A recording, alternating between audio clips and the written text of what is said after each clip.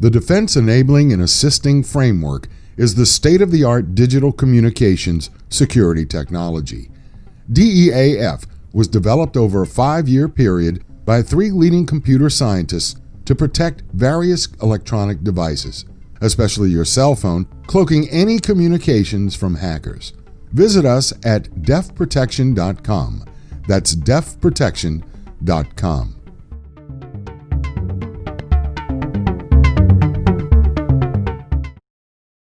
If you are watching this video, then we have piqued your curiosity in watching the most factual true crime series on YouTube. True Crime, Man's Dark Imagination. And now, here is your host, Alan Gautreaux.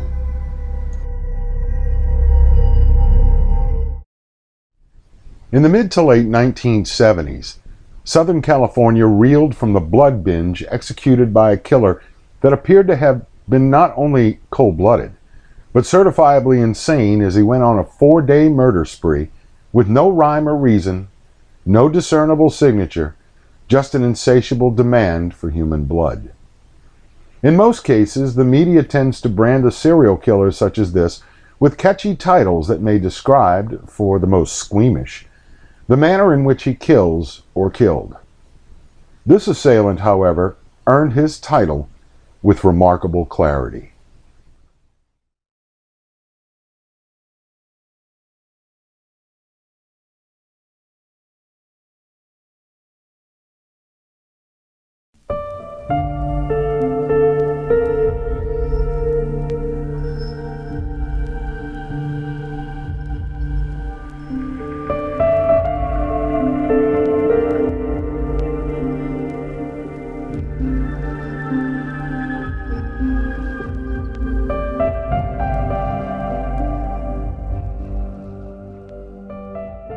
On December 26, 1980, a guard at the state penitentiary checked in on an inmate that received the death penalty for 6 murders that he recently committed and stood convicted.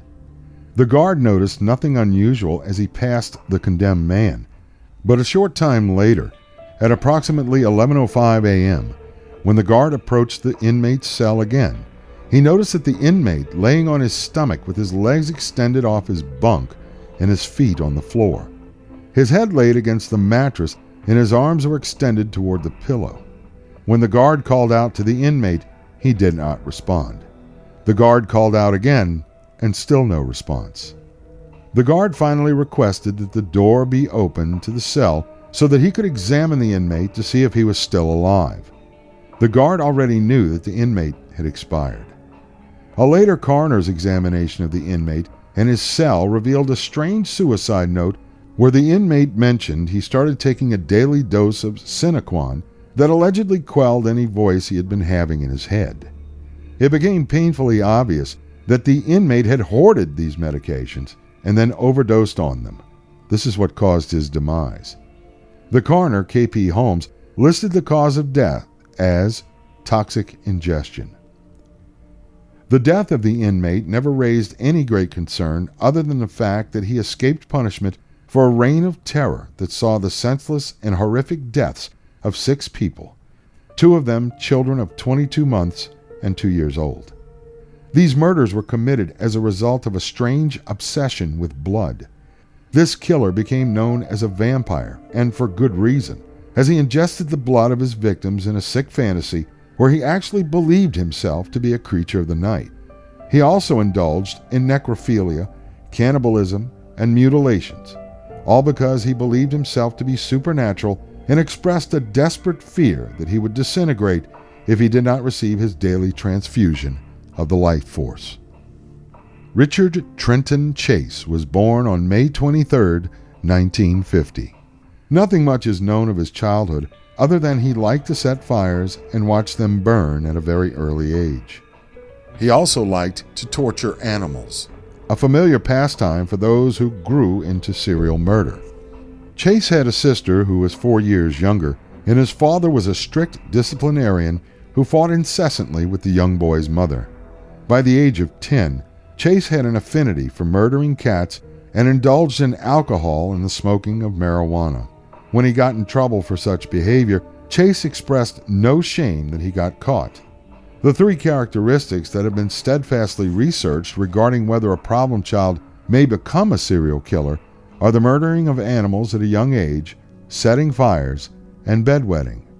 When Chase became a teenager and showed some interest in girls, he dated a few of them, but they later recalled that Chase could not sustain an erection long enough to satisfy, and of the girls who took an interest in him, they lost interest very quickly.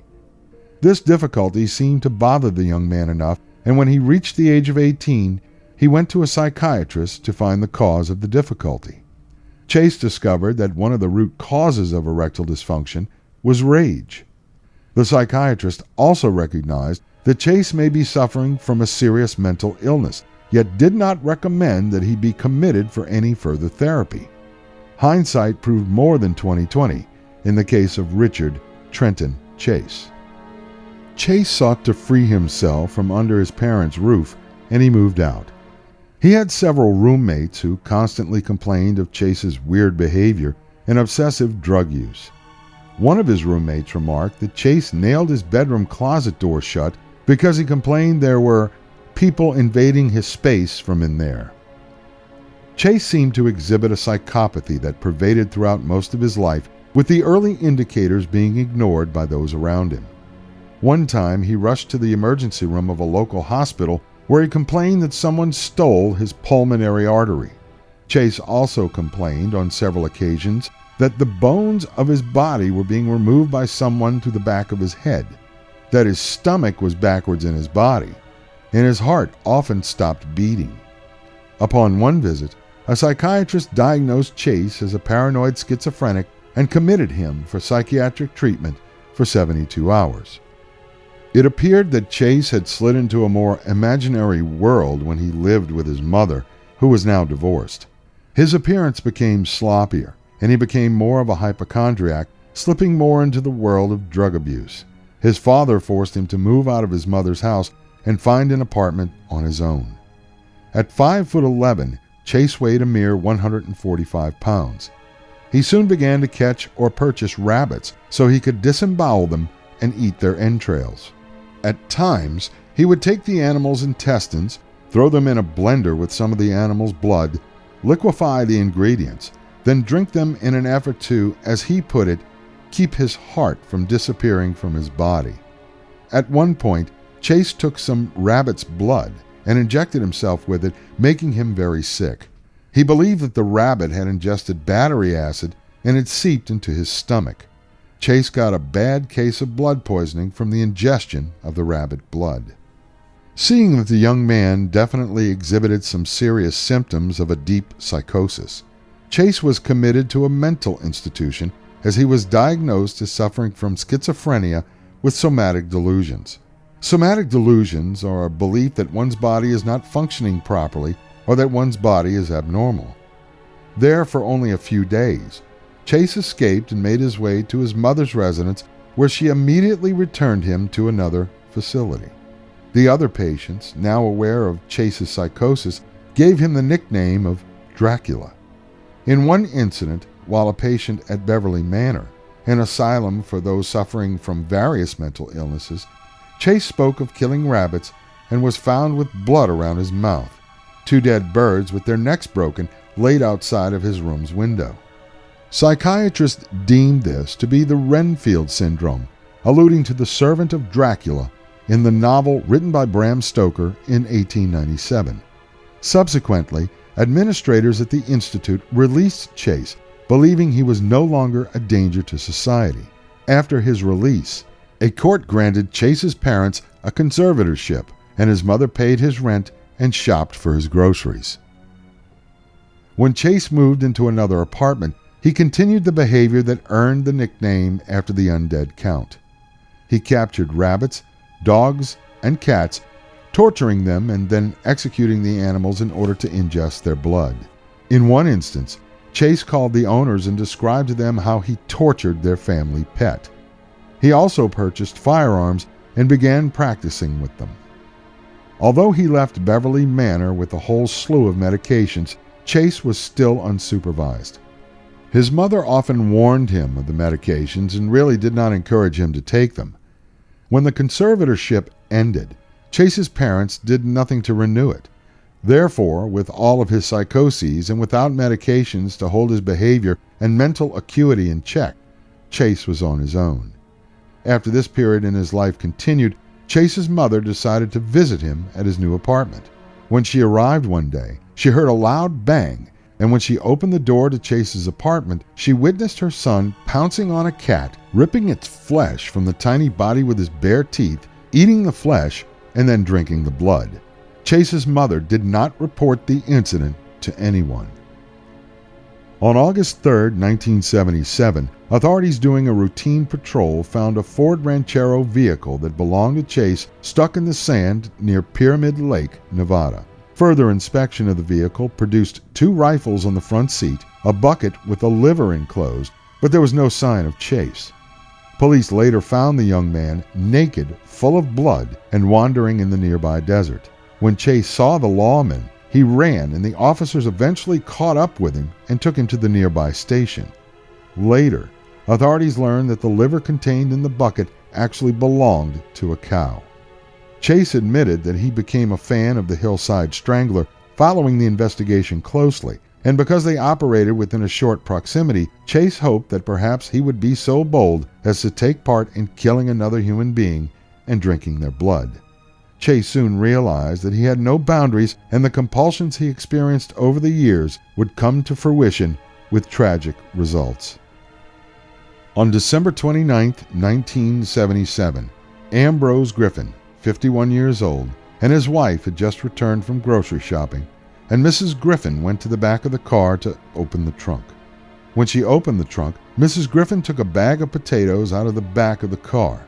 Mr. Griffin, who had first accompanied his wife to the rear of the vehicle, started walking to the driver's side when all of a sudden he collapsed. At first, Mrs. Griffin believed he suffered a heart attack. Subsequently, after rushing her husband to a local emergency room, she discovered that her husband had been shot twice. The Griffin's son later reported to police that he saw a man walking around with a rifle in their East Sacramento neighborhood. On the following day, a news crew found 2 shell casings on the pavement outside of the Griffin residence. When detectives followed the leads regarding the vehicle that may have been involved with the murder, the leads went nowhere. Later on in the afternoon of the Griffin shooting, a 12-year-old boy approached police and stated that a man driving a brown Pontiac Trans Am fired a shot at him while the boy rode his bike. Under hypnosis, the 12-year-old remembered the license plate, but when the investigators went to see the man who owned the vehicle, his whereabouts were well accounted for. A routine police investigation in the surrounding areas revealed that a woman believed someone shot at her through her kitchen window. When the police arrived, they discovered a .22 caliber slug. It turned out that the slug later matched the weapon that killed Ambrose Griffin. On January 11, 1978, Dawn Larson, a young woman who lived in an apartment building and was a neighbor of Richard Trenton Chase, noticed that Chase brought several small animals into his apartment against the rules for that complex and never saw the animals exit. One day, while out in the courtyard, Chase asked Larson for a cigarette. She gave him a cigarette, and Chase stopped Larson from walking away. Larson then handed Chase the rest of the pack of cigarettes, and he immediately released her. On January 23rd, Jean Layton noticed that a young man strolled through her backyard. More in shock than fear, Layton watched the young man, disheveled, as he tried to open her patio door. When that didn't work, he went to a nearby window. The intended intruder noticed Layton watching him outside of the patio window and paused, very calmly, and lit a cigarette, staring at Layton, and he slowly dragged the cigarette to conclusion. He then extinguished it and walked out of the backyard. Down the street from Ms. Layton, Robert and Barbara Edwards were bringing their groceries to the front door from their car of their residence when they heard a loud noise inside of the house. Whoever broke into the house heard the Edwardses approaching the door and immediately ran out of the house. But the Edwards noted something really odd about the incident. Once the intruder left the house, he walked around the front of the house. Mr. Edwards tried to stop him, but the young man was too fast. When the police finally arrived, they found the Edwards residence in a complete shambles and a lot of valuables appeared missing. Even though the motive had been robbery, the intruder defecated and urinated in the Edwards' baby's bed. The intruder kept walking when he fled the Edwards house, walking across the front porches of various residences until he came to the house of Teresa Wallen, age 22. Before the intruder walked into the residence, he fired a single shot into the mailbox outside of the house. The assailant ran into Teresa Wallen as she was going out the front door to take out the garbage. When Wallen dropped the garbage bag as the man surprised her, the intruder fired 2 shots. The first appeared as a defensive wound and entered her palm and traveled up her arm to exit out of her elbow and nick the side of her neck. The second shot entered the front of her head and exited the top of her skull. When she fell to the ground, the intruder fired another shot into her temple. The assailant then dragged the young girl's body to the bedroom, and he went to the kitchen, retrieved a knife and a yogurt container from the garbage bag that Wallen carried before she was shot. Later that night, when Teresa Wallen's husband, David Wallen, arrived home from work and found the house pitch black with the stereo oddly playing in the background, he turned on the light and noticed a torn garbage bag in the living room with some stains around it that appeared to be oil. The husband also noticed that their German shepherd waited outside the back door. When Mr. Wallen followed the stains to the bedroom, he let out the most ear-bending scream. There, on the floor of the bedroom, his wife Teresa lay on her back, with her sweater pulled up over her breasts and her pants and underwear hanging around her ankles. Her knees laid open as if frozen there as a result of a sexual assault. Her left nipple had been carved off, her torso laid open below the sternum, and her spleen and her intestines taken out of her trunk and laid upon her chest. Her kidneys had been removed and her pancreas sliced in half. Mr. Wallen, in deep shock over the horrific death of his beloved wife, who happened to be 3 months pregnant at the time of her death, walked into the bathroom and found a bloody mess all over the place. Investigators believed, after a more in-depth examination of the crime scene, that the intruder smeared Teresa Wallen's blood all over the victim's face and then licked it from his fingers. The yogurt container was utilized so that the assailant could gorge himself on the victim's blood.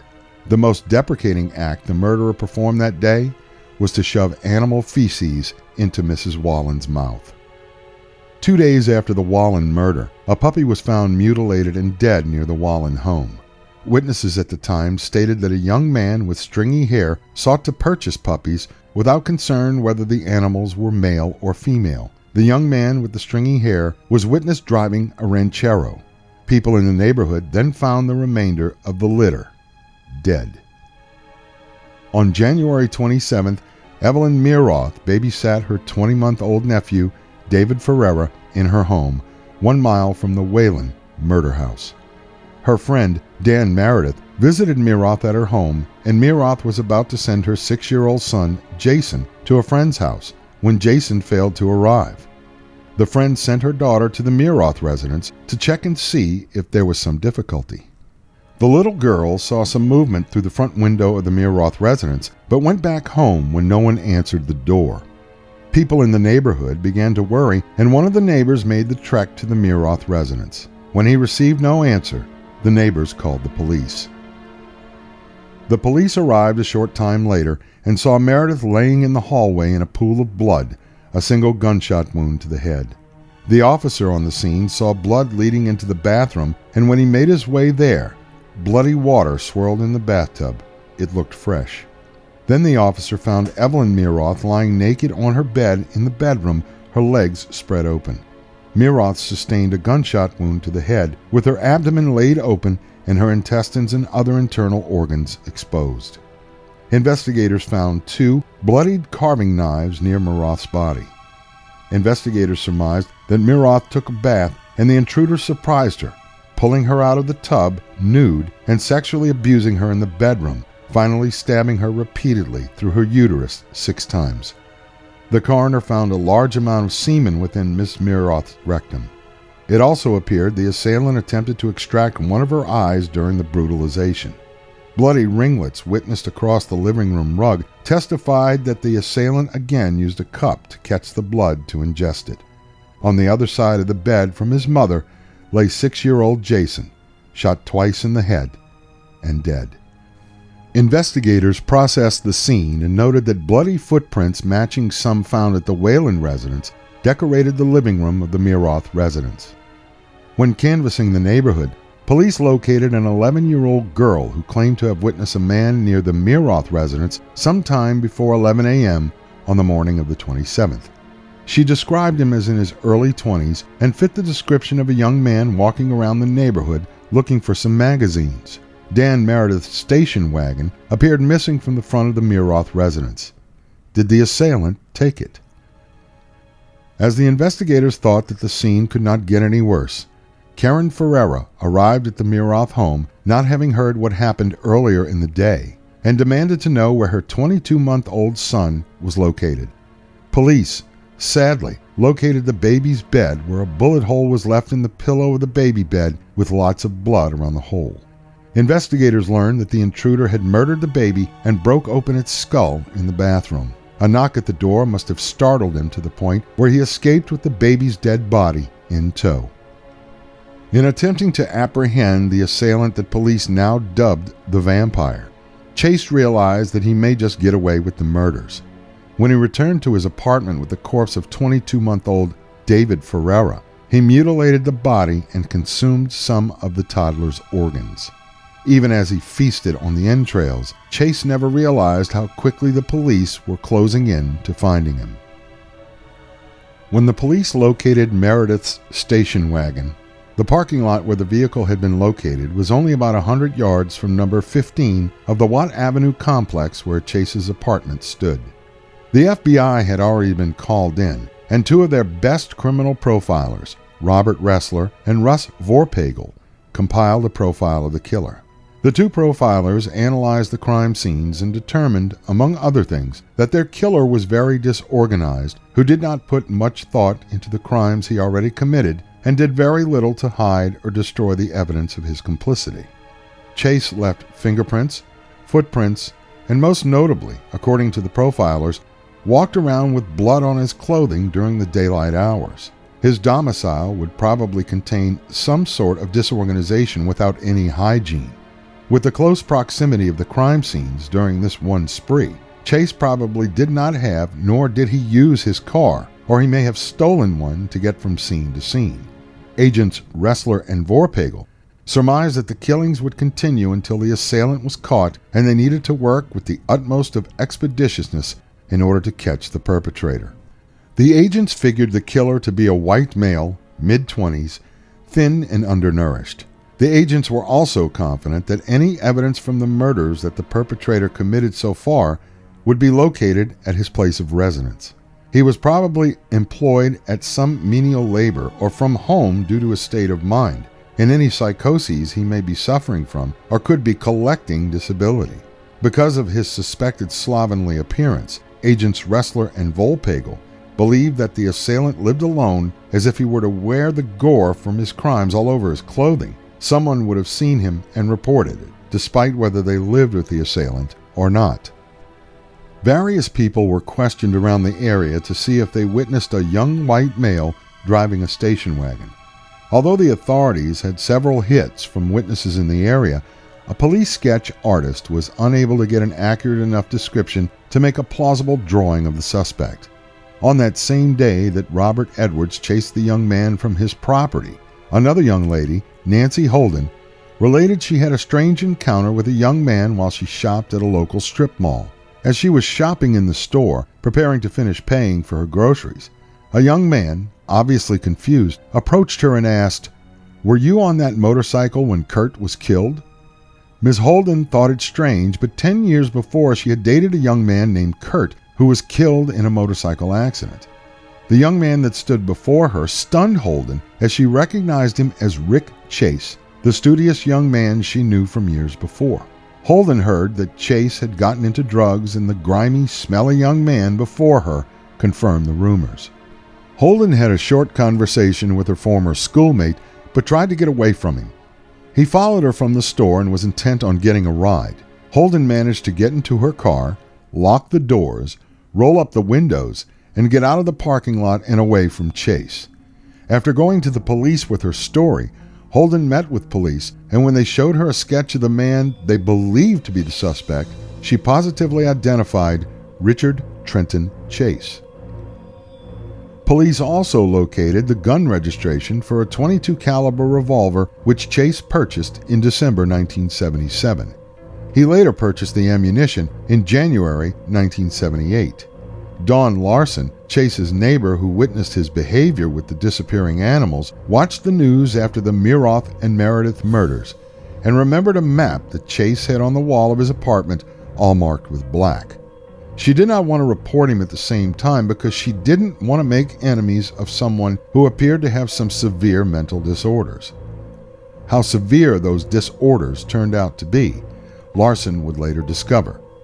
After hearing from Larson, the authorities ran a background check on Chase and learned of his mental illnesses, and then the sense of urgency increased tenfold. This murderer had to be located and apprehended. They noted he had a series of drug arrests, and his arrest in Nevada, where authorities there located him when he was naked, covered in blood. On the Saturday afternoon after the murders, law enforcement went to Chase's address to check out this strong suspect. When investigators arrived at Chase's apartment, they spoke to the manager, who informed the police that Chase's mother paid the young man's rent. It seemed that Chase's mother believed her son the victim of an LSD experiment, and he never let her into the apartment at all. Detectives went to Chase's apartment and knocked. The suspect was there, but would not open the door. The detectives pretended to leave, and when they perpetrated their ruse, they went to the car and waited a few minutes. Just then, Chase exited his apartment with a package under his arm. The detectives observed Chase until he got to his car, and when they attempted to subdue him, Chase gave the lawman a monumental struggle. The detectives finally subdued Chase and found a .22 caliber revolver in his belt. The weapon and Chase's clothing had numerous bloodstains on them. Police found Dan Meredith's wallet in Chase's back pocket when they searched him. Back at the station, police tried to get Chase to confess, but the suspect only admitted to murdering dogs and would not talk about the other murders. Authorities then took the opportunity to search Chase's apartment in the hopes that the missing baby would surface. When detectives arrived at Chase's apartment, the stench from the rot permeated their nostrils, where they gagged openly. All of the surfaces had bloodstains on them, including the glasses and the dishes. In the kitchen, they found small pieces of bone, and some dishes in the refrigerator contained several human body parts. One container held brain tissue. An electric blender stood on the kitchen counter stained with blood, and it smelled of rotting meat. 3 pet collars sat on the counter without the pets attached. Photographic overlays sat on the table from a science magazine, along with a newspaper where Chase had circled ads for puppies and dogs for sale.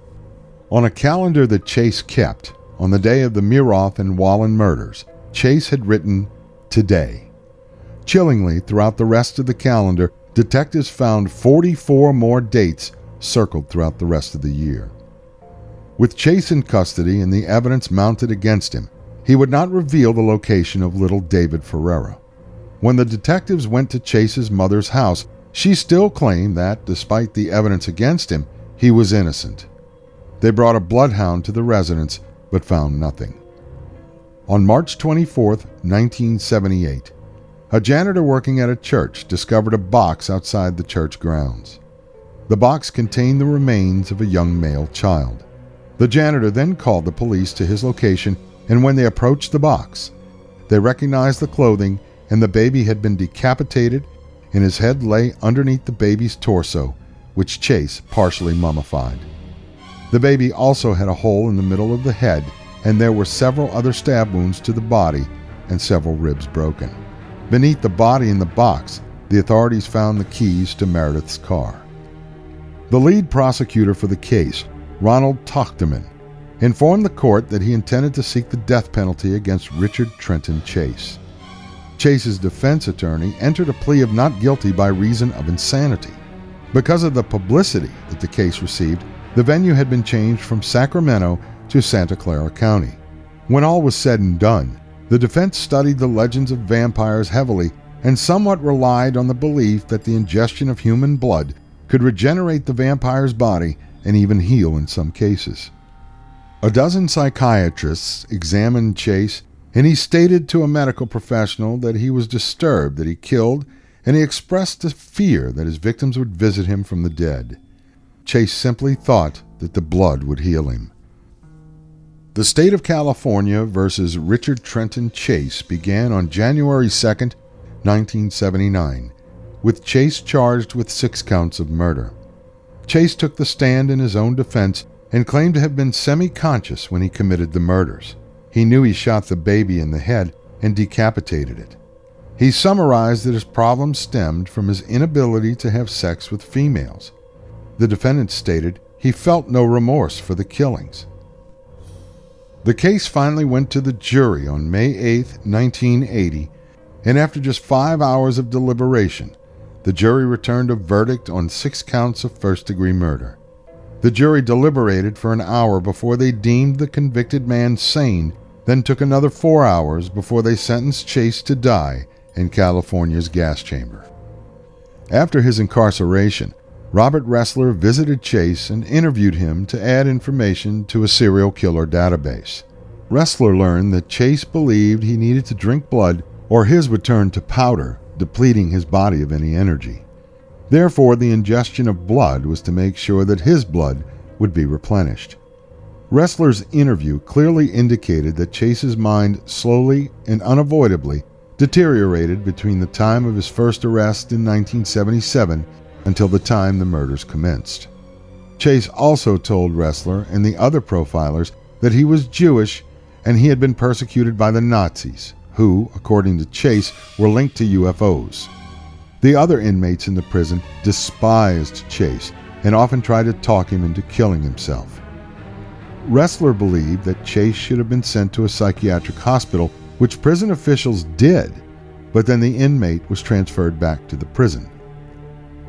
On December 26, 1980, after hoarding prison medications, Richard Trenton Chase was found in his cell, dead from an overdose of the prescribed medications. In 1992, a movie entitled Unspeakable was based on Chase as a character for the killer. FBI profilers still use Chase's case as a model for understanding the unorganized killer. At least in death, Chase served some purpose to stop future killers such as himself, although it was too late for those who crossed his path in life.